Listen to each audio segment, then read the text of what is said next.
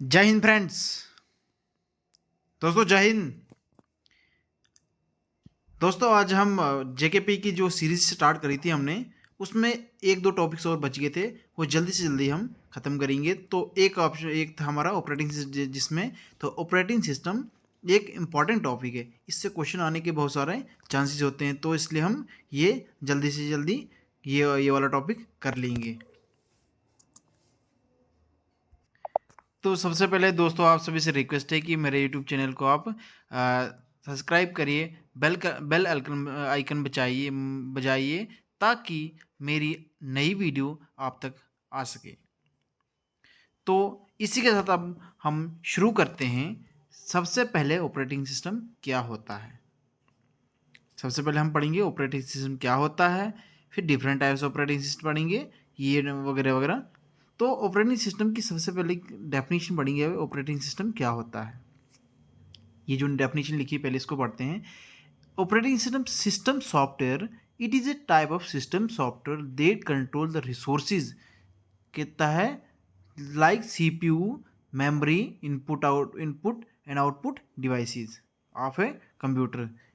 Input output devices, ये input output devices लिखा है ऑफ ए कंप्यूटर सिस्टम। कहता है सिंपल डेफिनेशन क्या बोल रहा है कि ऑपरेटिंग सिस्टम रिसोर्सेज को कंट्रोल करता है। किस रिसोर्सेज को? जो सीपीयू, मेमोरी डिवाइस और इनपुट आउटपुट डिवाइसेस होती हैं उनको कंट्रोल करता है। तो अपन नॉर्मल सिंपल सी इसकी डेफिनेशन ये भी बोलेंगे कि operating system is a software which connects the hardware devices of a computer with, किसके साथ कनेक्ट करता है? विद द यूजर्स, मतलब यूजर और हार्डवेयर के बीच में एक इंटरफेस आता है, मतलब इंटरफेस के तौर पर ये यूज होता है, तो उसको ऑपरेटिंग सिस्टम बोलते हैं। तो डेफिनेशन नीचे एक दूसरी भी दी है, एक N interface between computer hardware and application software. Application software कौन यूज करता है? नॉर्मल से बात करें तो यूजर यूज करता है। तो एप्लीकेशन सॉफ्टवेयर और कंप्यूटर हार्डवेयर के बीच में एक इंटरफेस होता है जिसको हम ऑपरेटिंग सिस्टम बोलते हैं। यहां तक समझ आई? तो अब ठीक है, ऑपरेटिंग सिस्टम की तो समझ लिया हमने, एक इंटरफेस है कंप्यूटर हार्डवेयर और जो एप्लीकेशन सॉफ्टवेयर के बीच में इंटरफेस है। अब इसकी ज़रूरत क्यों पड़ी? मतलब ठीक है, ऑपरेटिंग सिस्टम ये इनके बीच में इंटरफेस था, तो ज़रूरत क्यों पड़ी? डायरेक्ट भी तो बात कर सकते थे, तो बीच वाले इंटरफेस को लाने की क्या ज़रूरत थी? देखो सिंपल सी बात है। अगर जैसे हम हमारे इनपुट आउटपुट डिवाइसेस में क्या आता है, जैसे माउस आ गया, कीबोर्ड वगैरह वगैरह आ गया, ये इनपुट आउटपुट डिवाइसेस में आते हैं। अगर अगर हम इनपुट आउटपुट डिवाइसेस में से कोई से भी कमांड अगर देंगे तो वो डायरेक्ट एग्जीक्यूट हो जाती है ना। अगर हम जैसे मैं अभी कंट्रोल पी डाल रहा हूँ, तो मतलब या इससे दे रहा हूँ क्या, माउस से कोई और कमांड दे रहा हूँ तो हो जा रहा है। अगर नॉर्मल सामने कोई प्रिंट आउट निकाला तो कंट्रोल पी दिया तो प्रिंट आउट हो गया। बट अगर हमारे पास ऑपरेटिंग सिस्टम हो, तो अगर नहीं होगा तो हमें एक बहुत बड़ा प्रोग्राम लिखना पड़ेगा। एक प्रोग्राम लिखेंगे, प्रोग्राम लिखने के बाद वो एक छोटा सा जो कमांड है वो एग्जीक्यूट होगी, वरना वो नॉर्मल तौर पे नहीं होगी। तो उस चीज़ के लिए हमने फिर ऑपरेटिंग सिस्टम रखा। दूसरी एग्जांपल ले लो, अगर जैसे हमने एक पेज लिखा है, ये जो हमारी अब स्लाइड है इसको प्रिंट आउट निकालना है। प्रिंट आउट निकालना है, हम क्या देंगे, कंट्रोल पी दिया तो डायरेक्ट हो गया कीबोर्ड से, प्रिंट आउट आ गया क्या प्रिंटर से। बट अगर इसमें ऑपरेटिंग सिस्टम नहीं होगा तो फिर क्या होगा? तो फिर हमें एक मतलब प्रोग्राम लिखेंगे ना, हर बार जितनी बार हम प्रिंट आउट करेंगे हर बार हमें प्रोग्राम लिखना पड़ेगा। पढ़ने के बाद लिखने के बाद फिर जाके वो कहीं एग्जीक्यूट होता, तो प्रिंटर का कमांड मिलती फिर वो एग्जीक्यूट होता। बट ये ऑपरेटिंग सिस्टम का ये फायदा है। अब देखो नीचे क्या है,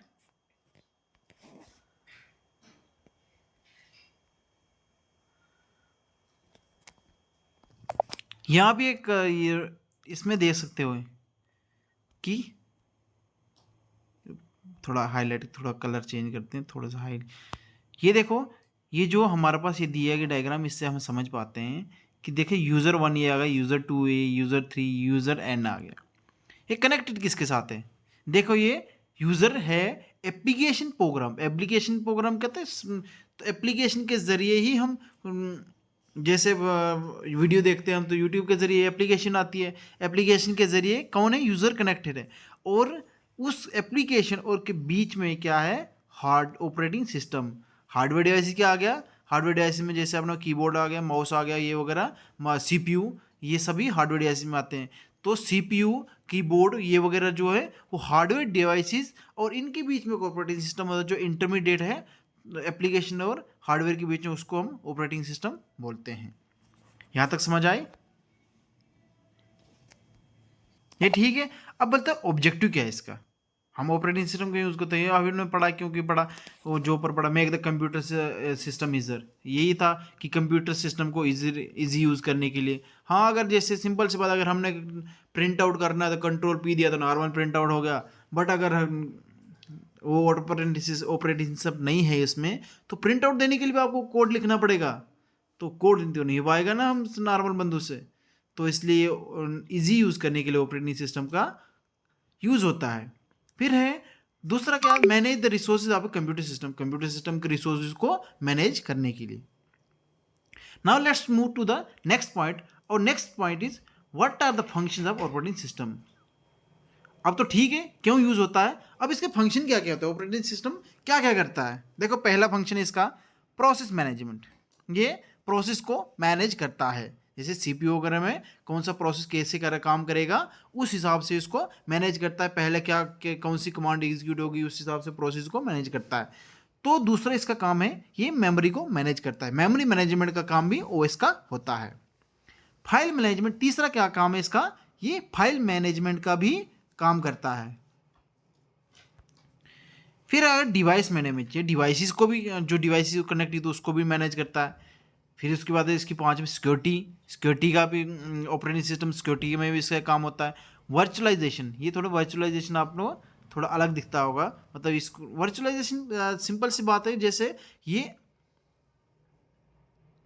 एक डेटाबेस है, एक डेटाबेस यहाँ पे है और आप कहीं पे भी बैठो, मतलब वर्चुअली आप यहाँ पर डेटाबेस है, इसमें आपका सारा डेटा स्टोर है। मतलब ये मुंबई है तो आप यहाँ पे जम्मू में एक बैठा है, एक कोलकाता में बैठा है, एक मुंबई में बैठा है, तो आप वर्चुअली, मतलब आपके पास ये नहीं है, डेटाबेस नहीं है, बट आप यहाँ से इसको बाय नेटवर्क के नेट्स के जरिए आप यहाँ से रिसोर्सेज को ले सकते हो। तो इसको कहते हैं वर्चुअलाइजेशन। फिर बैकअप और रिकवरी की जरूरत है, अगर कोई कभी कभार आपका डेटा डिलीट हो गया तो आप इसको बैकअप और रिकवरी के लिए यूज़ करते हो। ये देखो कुछ नीचे जो हमारे पास ऑपरेटिंग सिस्टम है, जैसे माइक्रोसॉफ्ट आ गया, एप्पल आ गया, एमएससी ओएस आ गया, उबंटू, लिनक्स वगैरह, ये विंडो, ये क्या आ गया हमारे पास, कुछ टाइप्स के ओएस आ गए। अब हम पढ़ेंगे सम इम्पॉर्टेंट ऑपरेटिंग सिस्टम्स। कहता है इम्पॉर्टेंट ऑपरेटिंग सिस्टम, ये तो ऑपरेटिंग सिस्टम के बारे हमने पढ़ दिया, उसका क्यों यूज़ होता है वो पढ़ दिया। अब कुछ ऑपरेटिंग सिस्टम जो है यूज़ होते हैं उनके बारे में हम पढ़ेंगे। ये ऑपरेटिंग सिस्टम, इस यहाँ से क्वेश्चन पूछे जाते हैं, इसमें से क्वेश्चन पूछेंगे आपका विंडो, यूनिक्स, मैक, इसमें से कौन सा ऑपरेटिंग सिस्टम, नीचे आपको एक वेब एप्लीकेशन का नाम जैसे देंगे विंडो, यूनिक्स, माइक्रोसॉफ्ट एक्सेल, और नीचे दो ओएस का नाम दे देंगे, बोलेंगे इसमें से ओएस कौन सा नहीं है। तो आपको फिर पता होना चाहिए कि कौन सा नहीं है। तो चलो हम ये भी देख लेते हैं कि कौन कौन से ऑपरेटिंग सिस्टम्स हैं। देखो पहले हम डेस्कटॉप के बारे में बात करते हैं। डेस्कटॉप ओएस मतलब जो अपन पीसी वगैरह पे यूज़ करते हैं, तो मोबाइल ओएस भी होंगे। तो पहला जो हम सबसे पहला हमारा आ गया विंडो। विंडो आप सभी ने देखी होगी, जो भी आप सिस्टम वगैरह यूज़ करते होंगे तो उस पर विंडो आती है, विंडो यूज़ होती है। विंडो 7, विंडो 8, विंडो 9, विंडो 10, अभी कौन सी चल रही है, विंडो 11 चल रही है, लेटेस्ट विंडो 11 आई है 2022 में। तो ये विंडो होती है। तो विंडो क्या है, developed by the personal computer के लिए डेवलप हुई थी। किसने करी थी? माइक्रोसॉफ्ट ने। कितना है? पहली विंडो कौन सी थी? विंडो 1.0 थी। कब बनी थी? नवंबर 1985। अब लेटेस्ट कौन सी चल रही है? लेटेस्ट चल रही है विंडो 11। ये याद रखिएगा, आपको ये क्वेश्चन पूछ सकते हैं कि लेटेस्ट विंडो कौन सी है अभी, तो विंडो 11 है अभी, जो 9 मई 2022 को लॉन्च हुई थी। फिर उसके बाद आ गया यूनिक्स ऑपरेटिंग सिस्टम। ये भी एक ऑपरेटिंग सिस्टम होता है, जैसे विंडो होती है वैसे ही यूनिक्स ऑपरेटिंग सिस्टम का काम होता है। देखो विंडो ऑपरेटिंग सिस्टम में ये है कि ये 70 to 80% लोग इसको यूज़ करते हैं। 70 to 80% अप्रॉक्सीमेटली विंडो को ऑपरेटिंग सिस्टम का यूज़ करते हैं। यूनिक्स आ गया। Unix developed in 1970 by Ken Thompson. कहता है इस साइंटिस्ट ने इसको डेवलप करा। कब करा? 1970 के आसपास में। डैनी रिची और इसकी टीम ने AT&T लेबोरेटरी में इन बंदों ने इसको डेवलप करा था। तो इनके नाम की थोड़ी प्रोनाउंसिएशन हो जाती है गलत, तो चलो कोई दिक्कत नहीं। तो फिर लेटेस्ट वर्जन इसका क्या है? इसका जो अभी लेटेस्ट चल रहा है लिनक्स वर्जन 8 चल रहा है, 8.10 चल रहा है। 8.10 इसका लेटेस्ट वर्जन चल रहा है, जो मई 2009 को इसका 2019 सॉरी इसका ये लेटेस्ट वर्जन आया है।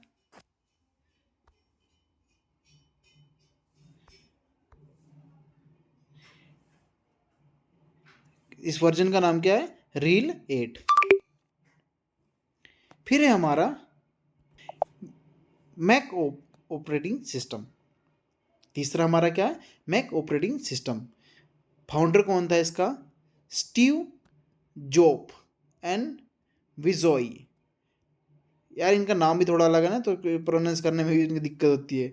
और रोनाल्ड वेनी। तो ये किसने बनाया था? इन दो साइंटिस्ट ने बनाया था। तो इसका पहला वर्जन क्या था? फर्स्ट वर्जन इसका था, फर्स्ट वर्जन था मैक OS 10.0, जो 2001 को बनी थी। मई 2001 को लॉन्च हुआ था। तो लेटेस्ट वर्जन इसका चल रहा है मैक OS 15, जो सितंबर 15 SE क्यों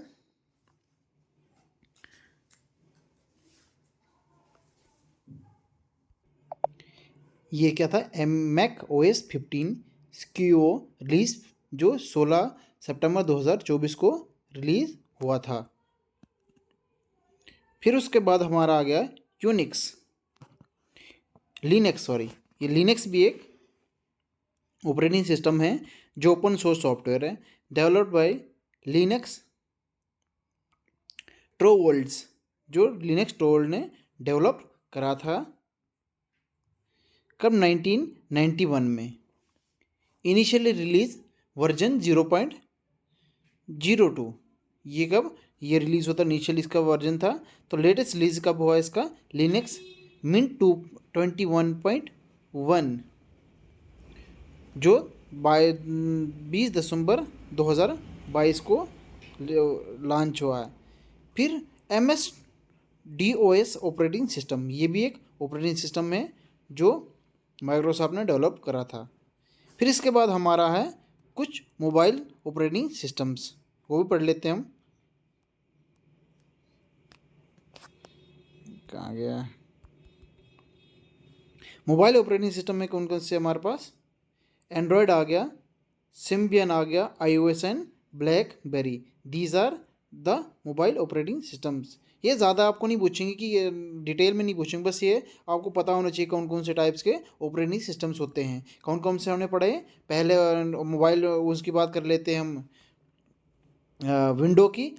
विंडो पर इसके क्या था? डेस्कटॉप की कौन कौन सी थी? विंडो था, लिनक्स था, यूनिक्स था और मैक, और उसके बाद MS-DOS ऑपरेटिंग सिस्टम। ये विंडो का पड़ा। और मोबाइल में कौन कौन से आते हैं? एंड्रॉयड आ गया, सिम्बियन आ गया, iOS और ब्लैकबेरी ऑपरेटिंग सिस्टम। ये मोबाइल में मोबाइल ऑपरेटिंग सिस्टम से।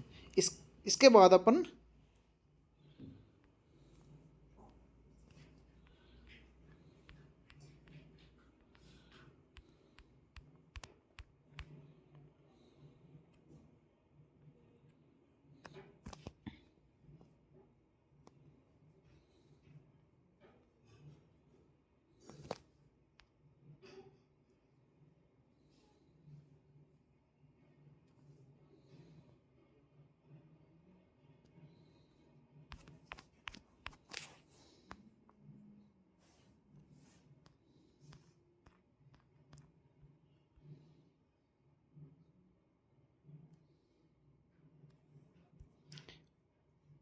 डिस्कस करेंगे क्या, ऑपरेटिंग सिस्टम के बेसिक कंपोनेंट्स कौन से। There are two basic components of an operating system. कहता है ऑपरेटिंग सिस्टम के दो बेसिक कंपोनेंट्स है, कौन कौन से वो भी डिस्कस कर लेते हैं हम। पहला शेल और कर्नल, ये क्या दो बेसिक कंपोनेंट्स है ऑपरेटिंग सिस्टम के। शेल, सबसे पहले शेल आता है। Shell is the outer most layer of the operating system. कहता है शेल क्या है, वो ऑपरेटिंग सिस्टम का आउटर मोस्ट लेयर है। And it handles the interaction with the user. कहता है ये यूज़र के बीच इंटरेक्शन को हैंडल करता है। The shell's main task is to manage interaction between the user and OS. कहता है यूज़र, ये यूज़र आ गया, ये शेल आ गया, शेल ये और ये यूज़र, शेल और यूज़र के बीच में इंटरेक्शन हैंडल करता है कौन, शेल। किसके बीच में, यूज़र और ऑपरेटिंग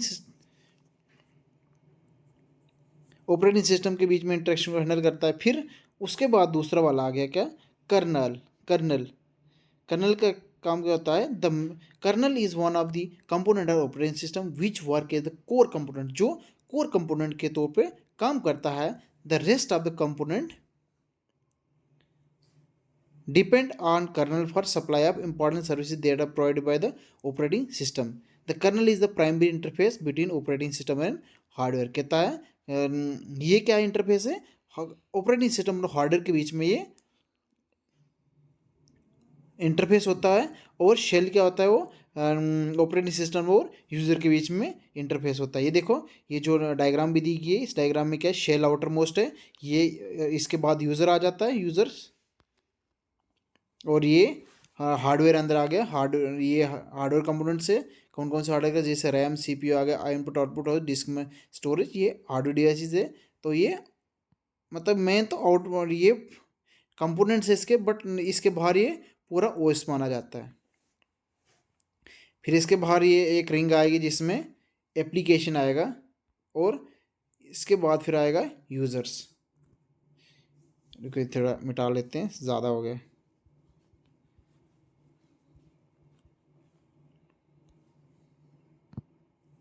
ये सबसे अंदर वाला हार्डवेयर।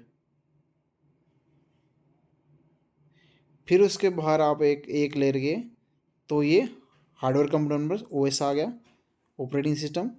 फिर इसके बाहर वाला में आ गया एप्लीकेशन। फिर इसके बाहर जो आता है, इसमें क्या होता है, users.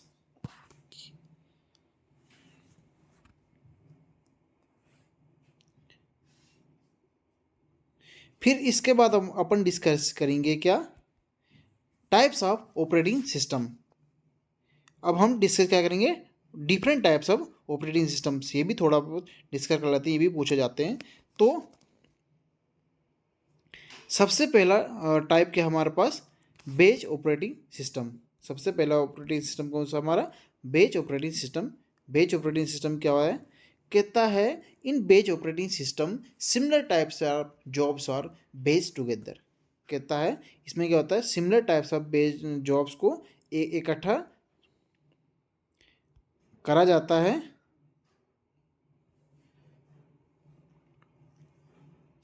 And run as a group. कहता है सिमिलर टाइप्स ऑफ जॉब्स को इकट्ठा करा जाता है, फिर उसको ग्रुप में बनाया जाता है। इन दिस, कहता है जब ये 90s में था ना, उस टाइम में ये जो बेज ऑपरेटिंग सिस्टम का यूज़ होता था।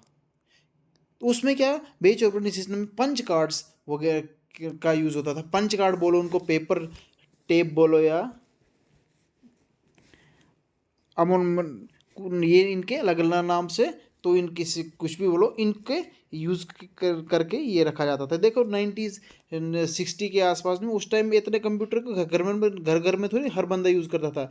कहीं जैसे नासा वगैरह यूज़ करती थी कोई, जैसे इसरो वगैरह आ गया, तो मतलब जो बड़े बड़े जो वहाँ यूज़ करते थे। तो उस टाइम में वो भी एक जगह होता था मतलब, तो उसमें वो पंच कार्ड में वो जॉब्स डाल के लाते थे, फिर पंच कार्ड में उन बंदों को दे देते थे जो ऑपरेटर्स होते थे। फिर उसके बाद जैसे ये पंच कार्ड थे, फिर ऑपरेटर्स को दे देते थे, फिर ऑपरेटर ऑपरेट करते थे उनको तो कुछ टाइम लगता था जब तक वो एग्जीक्यूट होते थे। फिर उसके बाद जैसे फिर उनको ऑपरेटर को देने के बाद वो बेचिस में करना डालते थे कि सिमिलर जॉब को एक बेच में कर दिया जाए। जब वो सिमिलर बेचिस को दे देते थे, फिर अगर जैसे बेच वन है, बेच वन, बेच टू, बेच थ्री, ये थोड़ा जूम करते हैं, ये बेच वन, बेच टू, बेच थ्री आ गया, बेच फोर को अगर बेच वन को दो चीज़ें काम करना है तो ये पहला बेच वन जाता, फिर बेच टू, फिर बेच three, first in first out, पहले जो जाएगा आएगा फिर वो। बट इसमें क्या दिक्कत थी? दिक्कत ये थी कि जब अगर एक का प्रोसेस बेच वन काम मतलब उसको एग्जीक्यूट कर रहे थे, तो काम करते करते अचानक उसको कहीं इनपुट आउटपुट डिवाइस में कुछ रीड और रीड राइट करने की ज़रूरत पड़ गई। तब सीपीयू काम नहीं कर रहा है, तब सीपीयू मतलब उसकी तब ज़रूरत नहीं थी, बट सीपीयू तब रेस्ट में बैठा है। तो उस टाइम को ये इसकी खामी थी। अगर उस टाइम ये कोई दूसरा सिस्टम नहीं यूज़ करता था, तो सीपीयू इसमें क्या था, सीपीयू आइडल टाइम बहुत ज़्यादा था। तो उस टाइम में सीपीयू आइडल रहता था, तो जब वो इनपुट आउटपुट से काम कंप्लीट करके आता था, उसके बाद उस काम को कंप्लीट करता था। जब एक बार वो काम कंप्लीट हो जाता था, फिर वो दूसरे वाले पेज पे जाता था। ये इसकी एक कमी थी। फर्स्ट कम फर्स्ट सर्व के तौर पर काम करता था। एग्जाम्पल यूनिक्स और निफ्ट। जैसे user does not interact directly with the computer, इसमें यूज़र डायरेक्टली कंप्यूटर के साथ इंटरेक्ट नहीं करता था, क्योंकि देखो यूज़र जो होते थे, जैसे अगर कोई एक यूज़र है, एक ऑपरेटर है, यूज़र ज़्यादा था, उसको बेचिस पंच कार्ड्स में वो कार्ड दे देता था, जो उसको डेटा वो क्या होता था, बेचिस होते थे, तो फिर उसको आगे एग्जीक्यूट करता था कि अब उसमें डेफिनेट डेफिनेट टाइम भी नहीं होता था कब कंप्लीट होगा, ये आज भी हो सकता है, कल भी हो सकता है, बस उस हिसाब से। तो ये बहुत पुराना वाला सिस्टम था। इसमें सीपीयू आइडल टाइम तो बहुत ज़्यादा था। देखो आइडल टाइम होता है मतलब उसमें वो बेकार बैठा होता था। फिर उसके बाद आ गया टाइम शेयरिंग ऑपरेटिंग सिस्टम। दूसरा वाला हमारा क्या आ गया, इसमें क्या करा जाता था, टाइम शेयर कर दिया जाता था। Enable many peoples located at various terminals to use particular computer system at the same time. CPU will provide a same time period for to each and every process to complete the task. क्या बोल रहा है कि हर एक process को CPU क्या करता है कि डेफिनेट बराबर टाइम दे देता था। जैसे process one, process two, process three आ गए, इसको भी 10 सेकंड दे, इसको भी 10 सेकंड दे दिए, इसको भी 10 के दे, इसको। देखो इसमें कोई भेदभाव नहीं करता था। देखो उसने, तुम बड़े हो छोटे हो कोई दिक्कत नहीं, हमें तुम्हें देना है 10 सेकंड, तो सबको बराबर देना है, बराबर हक सबको है भाई लेने का। राइट राइट टू इक्वलिटी यहाँ पे ये मांग रहा है, सीपीयू बोल रहा है कि राइट इक्वलिटी है, सबको मिलेगा 10 सेकंड, सबको मिलेगा।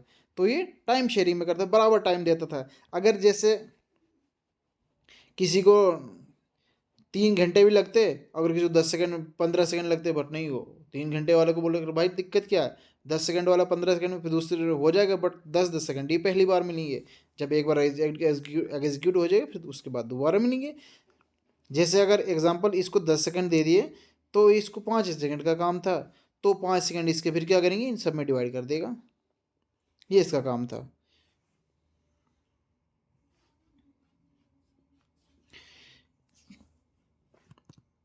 इसमें इसका ये क्या, इसने क्या करा, रिड्यूस सीपीयू आइडल टाइम को रिड्यूस करा, मैक ओएस वगैरह इसकी एग्जांपल से। फिर distributed system, distributed operating system, ये क्या डिस्ट्रीब्यूटेड ऑपरेटिंग सिस्टम क्या करता है, when many computers were interconnected to each other through a network for the purpose of sharing their task. कहता है जब ऑपरेटिंग बहुत सारे कंप्यूटर्स क्या करते हैं, इंटरकनेक्ट होते हैं एक दूसरे के साथ एक नेटवर्क के जरिए, एक नेटवर्क के जरिए for the purpose sharing the task, उनके टास्क को शेयर करने के लिए। अगर जैसे ये नेटवर्क आ गया, इससे बहुत सारे कंप्यूटर कनेक्ट होते थे, मतलब ये एक दूसरे के टास्क को शेयर करने के लिए। बट वो क्या कहते हैं, टास्क शेयर करते थे, ये हार्डवेयर डिवाइसेस एक दूसरे के साथ शेयर नहीं, हार्डवेयर और मेमोरी डिवाइसेस मेमोरी को ये शेयर नहीं करते थे। जैसे देखो, इससे क्या होता था कि अगर इस पर ज़्यादा ज़्यादा लोड पड़ा है, इस पर कोई सी भी ज़्यादा लोड पड़ा है, तो बोलता भाई तू दिक्कत क्यों ले रहा है, मैं तेरा भाई हूँ ना, मैं करूँगा। बोलता है अगर तू नहीं, तेरे पास ज़्यादा है तो हम डिवाइड करेंगे, भाई डिवाइड करके काम करेंगे। तो ये इसका काम होता था। और इसमें दिक्कत क्या थी यार, दिक्कत ये हुई कि अगर नेटवर्क सिस्टम कहीं हैंग हो गया, मतलब ख़राब हो गया, तो पूरा का पूरा सबका कनेक्शन टूट जाएगा। ये इसमें थोड़ी दिक्कत होगी।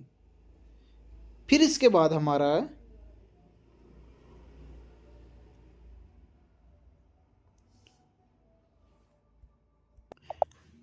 Network operating system. Network operating system, इसमें क्या होता था, इसके पास एक सर्वर होता था, नेटवर्क के पास एक सर्वर था, उसमें नेटवर्क था पिछले वाले में, इसमें उसमें मतलब नेटवर्क था और इसमें सर्वर है। It has a server there connect many other client computer, कहते हैं इसके पास सर्वर है जो बहुत सारे क्लाइंट कंप्यूटर को कनेक्ट करता है, so that we say easy by easily share our file resources and many more from server machine as the to the other machines. कहता है ये क्या था, सिंपल से बहुत सारे कंप्यूटर सर्वर पे के तौर पे कनेक्ट होते थे, तो उसमें क्या था, नेटवर्क कनेक्ट होता था, इसमें सर्वर के से कनेक्ट हो जाता था। ये क्यों होता था, स्टोरेज सर्वर, जिस सर्वर हेल्प करता था इसको स्टोरेज वगैरह, बैकअप और सिक्योरिटी का काम होता था। अगर इस किसी के बाद डिलीट भी हो जाए, तो अगर इसके पास समझो ये है, इसके पास किसी वजह से कुछ डिलीट हो गया, तो ये सर्वर से मांगा गया, सर्वर के पास नहीं होगा तो सर्वर इससे मांगे, ये इसका थोड़ा इंपॉर्टेंस था। रियल टाइम ऑपरेटिंग सिस्टम, ये इंपॉर्टेंट है। ये मतलब इंपॉर्टेंट क्या मतलब, ये आपको पूछ सकते हैं पेपर्स में, पूछेंगे आपको, कभी पूछा जाता था कि rest real time operating system is very useful where we require a quick response for example. कहता है जहाँ पे हमें क्विक रिस्पांस की ज़रूरत होती है, जैसे 1 सेकंड मिली सेकंड भी लेट नहीं होना चाहिए, उस जगह पे हमारा real time operating system use होता है। जैसे अगर हमारे क्या बोलते हैं, कोई सी भी, जैसे अभी क्या चंद्रयान 3 हुआ, लॉन्च हुआ, तो उसमें आपने देखा होगा टाइम टिक टिक टिक टिक सेकंड मिली सेकंड अगर लगे होते हैं कि इतने सेकंड पे ही निकलेगा, उस टाइम पे वो कंप्यूटर सिस्टम लगा होता है, और तो 0 सेकंड का भी नहीं होनी चाहिए गलती, तो वहाँ पे real time operating system use होता है। जैसे मिसाइल सिस्टम आ गया, हॉस्पिटल्स वगैरह में यूज़ होता है, तो अपने जो साइंटिफिक डिस्कवरी वाले जैसे नासा, इसरो, ये इनका यूज़ करते हैं। तो थोड़ा ये देखो, सिंपल सी बात है, जब इतनी एक्यूरेसी कोई आपको चीज़ देता है, तो वो फिर महंगा तो होगा ही, ये बहुत महंगा होता है। इसका एक थोड़ी डिसएडवांटेज है कि बहुत महंगा होता है भाई। कोयला, कोयले की वैल्यू कम होती है, हीरा तो महंगा होएगा ही। वही बात है कि यहाँ पे भी बात आ रही है कि जो अच्छा काम करेगा तो महंगा तो होगा ही। सिंगल यूज़र, सिंगल यूज़र को बता, एक यूज़र एट अ टाइम एक यूज़र उस पर काम कर सकता है। जैसे विंडो आ गई, एंड्रॉयड आ गया, फ़ोन आ गया, एंड्रॉयड एक बंदा एट अ टाइम एक ही काम कर सकता है। फिर मल्टी यूज़र आ गया, जिसपे एक से ज़्यादा, एट अ टाइम एक से ज़्यादा लोग यूज़ कर सकते हैं। फिर आ गया मल्टी प्रोसेसिंग ऑपरेटिंग सिस्टम। कहते हैं ऑपरेटिंग सिस्टम मल्टी प्रोसेसिंग में क्या होता है, एक सिस्टम के साथ बहुत सारे सीपीयूज को जोड़ दिया जाता है। ये सिस्टम है, इसके साथ एक सीपीयू, 2 सीपीयू, 3 सीपीयू, 4 सीपीयू, बहुत सारे सीपीयू को जोड़ देते हैं, उसको मल्टी प्रोसेसिंग ऑपरेटिंग सिस्टम कहते हैं। फिर अगर मल्टी प्रोग्रामिंग में कहता है more than one program at a time. कहता है इसमें एक से ज़्यादा प्रोग्राम्स एट ए टाइम करे जाते हैं। इट इज़ नॉन प्रिमिटिव, कहता है ये नॉन प्रिमिटिव होता है कि देखो, इसमें प्रिमिटिव होता है कि आप किसी को जोर लगा के आप दूसरी जगह लगा दो, बट नहीं, इसमें आप जोर नहीं लगा सकते। देखो अगर कोई काम कर रहा है तो करेगा, जब तक पूरा नहीं होगा तब तक उसको कोई जोर नहीं लगा सकते कि भाई ने मत कर, ये खुद ब खुद करता है।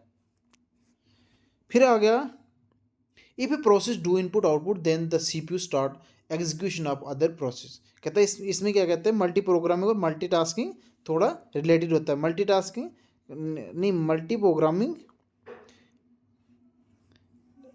वो मल्टीटास्किंग और टाइम शेयरिंग सेम होता है, सॉरी। मल्टी प्रोग्रामिंग कहता है it if a program do input output then the CPU start execution of other process. ये क्या बोल रहा है, ये लाइन क्या बोल रही है, अगर इनपुट आउटपुट प्रोसेस जो सीपीयू स्टार्ट होता है, अगर जैसे अभी ऊपर मैंने बताया था बैच में क्या होता है, करता है कि वो जब तक उसको एक काम कंप्लीट नहीं होगा तब तक वो दूसरे पे नहीं जाता। बट इसमें ऐसा नहीं है। इसमें अगर आप ये जैसे सीपीयू ये रखा है, इसको डिमांड जैसे एक काम था, ये एक बंदा गया, इसने भेजा कि वो जॉब वन को काम उसको एग्जीक्यूट कर रहा है, जॉब वन को इनपुट आउटपुट डिवाइस से काम पड़ गया। तो जो जॉब ऑपरेटिंग सिस्टम में क्या था कि वो जब तक वो वहाँ से वापस नहीं आएगा भाई, वो तब तक वेट करता ही रहेगा, उसका सीपीयू किसी और को नहीं काम कर देगा। बट इसमें ऐसा नहीं था कि वो अगर वो आपकी वो इनपुट आउटपुट में आप रीड करना है, राइट करना है, कहीं आपको काम है तो ठीक है, तब तक जब तक आप आते हो तब तक मैं दूसरे वाले के साथ रहता हूँ, दूसरे का काम कर लेता हूँ। मतलब नहीं है मैं कि एक बंदे के लिए जब तक पूरा नहीं होता तब तक नहीं, कि मल्टीटास्किंग बन गया, मल्टी प्रोग्रामिंग। ये इसका इस लाइन का मतलब है। एक स्टारवेशन होता है, स्टारवेशन क्या होता है, willing waiting time is more, जिसमें वे इसमें क्या होता है, स्टारवेशन होता है जिसमें वेटिंग टाइम ज़्यादा होता है, उसको स्टारवेशन कहते हैं। फिर मल्टीटास्किंग क्या होता है, मोर देन वन टास्क, कहते हैं एक से ज़्यादा टास्क कर सकते हैं। फिर आ गया एम्बेडेड। एम्बेडेड में क्या होता है, स्पेशल पर्पज, इसको स्पेशल पर्पज कहा जाता है। It do special task, example AC, ATM, modem, ये एम्बेडेड सिस्टम होती है। सम इम्पॉर्टेंट टर्मिनोलॉजीज, थोड़ी इंपॉर्टेंट टर्मिनोलॉजीज पढ़ लेते हैं। इसमें क्या क्या है, जैसे थ्रोपुट हो गया, number of job completed by system per unit time. Per unit time में जित नंबर ऑफ जॉब जो कंप्लीट होती है उसको कहते हैं, नंबर ऑफ जॉब कंप्लीट होती है उसको कहते हैं थ्रोपुट।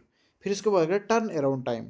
टर्न अराउंड क्या होता है, interval between the time of submission of job and the time of completion of job. Job की सबमिशन का टाइम और कंप्लीशन के टाइम के बीच का इंटरवल को कहते हैं टर्न अराउंड टाइम कहते हैं। फिर रिस्पॉन्स टाइम आ गया। रिस्पॉन्स टाइम क्या होता है, interval between the time of submission of job to the system and the time of first response. कहता है सिस्टम में हमने जॉब सबमिट कर दिया और जब फर्स्ट रिस्पॉन्स सिस्टम दे उसको कहते हैं जॉब को, उसको हम कहते हैं टर्न अराउंड टाइम। फिर आ गया स्टारवेशन। स्टारवेशन क्या होता है, when a process wait for long time, जब लॉन्ग टाइम तक प्रोसेस का वेट करे उसको कहते हैं स्टारवेशन। और डेडलॉक अभी हम नीचे डिस्कस करेंगे इसके बारे में थोड़ा बहुत। डेडलॉक क्या होता है, इनफाइनाइट वेटिंग टाइम, वेटिंग जिसमें वेटिंग टाइम इनफाइनाइट हो उसको डेडलॉक कहते हैं। सीपीयू शेड्यूलिंग, इसके बाद क्या है, जो उसमें ही होता है कि क्या बोलते हैं, ऑपरेटिंग सिस्टम एक है जिसको सीपीयू शेड्यूलिंग कहते हैं। सीपीयू शेड्यूलिंग क्या होता है, it is a process use by OS to decide which task program get to use the CPU at a particular time. कहता है सीपीयू शेड्यूलिंग क्या होता है, ये प्रोसेस यूज होता है ऑपरेटिंग सिस्टम में, डिसाइड करता है कौन सा टास्क या प्रोग्राम को सीपीयू मिलेगा पार्टिकुलर टाइम पे। भाई देखो ये लाला होता है, ये क्या बोलता है कि आपको मैं डिसाइड करूंगा कि किसको कितना पैसा मिलेगा, कि किसको कितना देना है, कब देना है। तो ये बोलता है कि नहीं भाई, सीपी शेड्यूलिंग बोलती है मैं करूंगा, इससे काम क्या होता है, मैं करूंगा ये कि कितना किसको टाइम देना है, कितना किसको टाइम देना है, वो डिसाइड करता है भाई, ये सीपी शेड्यूलिंग का काम होता है। और ये यूज़ क्यों होती है भाई, देखो सिंपल सी बात है, अगर एक बंदा लग गया, एक बंदे को 40 सेकंड लग रहा है, मैं एग्जांपल जो ऊपर हमने टाइप्स पढ़े, तो अपनी अपनी मर्जी से आएंगे। एक घंटे एक बंदे को 1 घंटा लग रहा है तो फिर 1 घंटे में वहाँ पर बैठा रहेगा, दूसरे को अगर 10 सेकंड लग रहा है तो 10 सेकंड करेगा।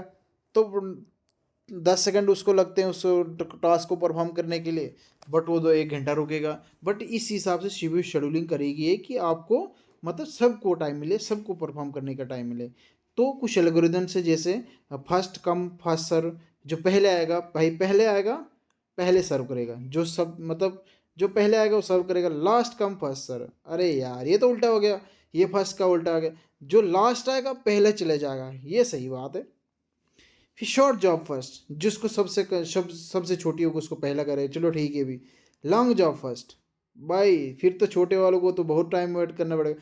प्रायोरिटी जॉब, ये इंपॉर्टेंट है। प्रायोरिटी जॉब क्या होता है, अब जैसे देख रहा जिसकी प्रायोरिटी ज़्यादा दी होगी, अभी भाई लाइन में सब खड़े हैं, लाइन में सब खड़े हैं भाई, कोई आगे नहीं जाएगा, अचानक प्रधानमंत्री जी आगे, प्रायोरिटी उसको मिली ना, वो भाई लाइन में थोड़ी को सबसे आगे है, जो काम था करके चलेगी।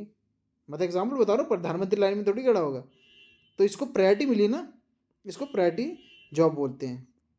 फिर राउंड एक अदर लास्ट में राउंड रॉबिन। ये था हमारा सीपीयू शेड्यूलिंग, थोड़े थोड़े पढ़ रहे हैं, ये तो अगर इसको पढ़ना डीप पढ़ना जाओ तो बहुत ज़्यादा है, बट आपको इतनी ज़रूरत है पढ़ने की, आपको ज़्यादा इसको डीप जाने की ज़रूरत नहीं है यार। जो ऑपरेटिंग सिस्टम है ना, एक बात बताऊँ, ऑपरेटिंग सिस्टम बहुत बड़ा सब्जेक्ट है, बहुत ज़्यादा सब्जेक्ट है। तो इतना अगर हम पढ़ने पढ़ने लग जाए ना, कम से कम 100 लेक्चर लगेंगे इस पर, मिनिमम मैं बोल रहा हूँ, 100 लेक्चर में मुश्किल से होगा। बट देखो, हमने इतना ही पढ़ना है जितना हमारे पेपर पॉइंट ऑफ व्यू के लिए इम्पोर्टेंट था, तो उसके लिए हम पढ़ेंगे।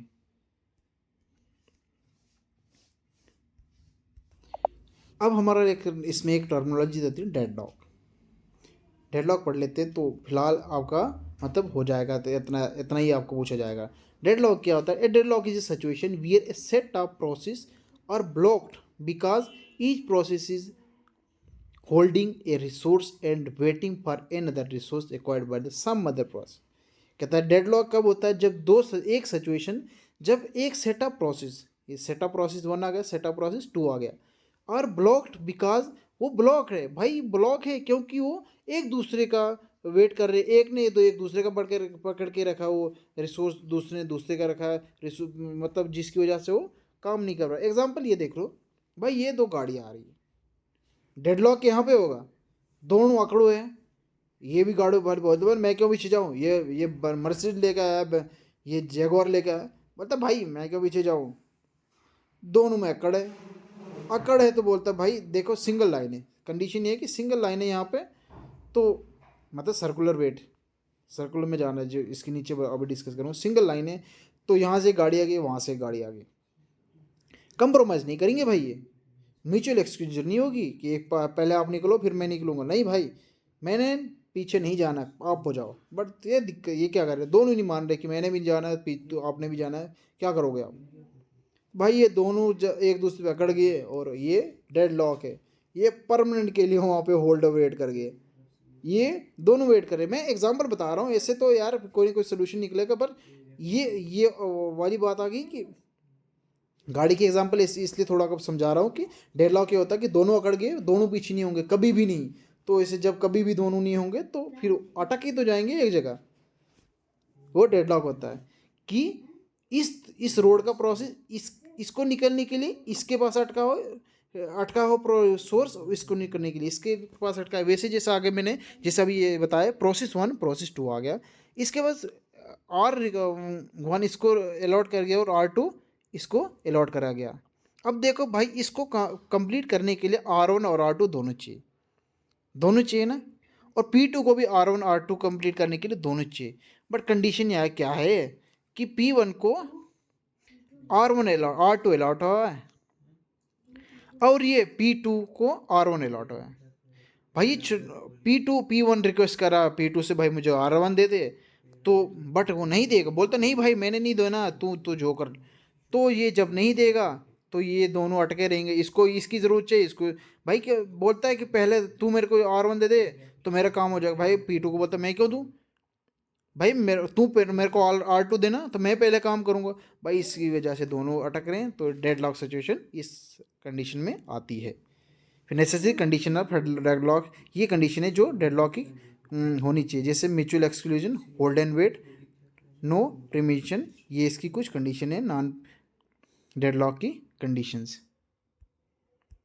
ये था आज का हमारा ऑपरेटिंग सिस्टम का लेक्चर। उम्मीद करता हूँ आप सभी को पसंद आया होगा।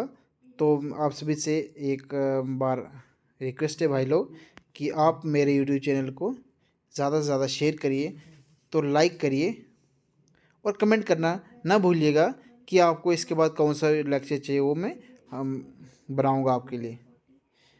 तो ठीक है दोस्तों, जय हिंद, जय भारत। मिलते हैं हम नेक्स्ट वीडियो में, कोई दूसरी वीडियो जिसमें हम कोई दूसरी वीडियो लाएंगे आपके लिए।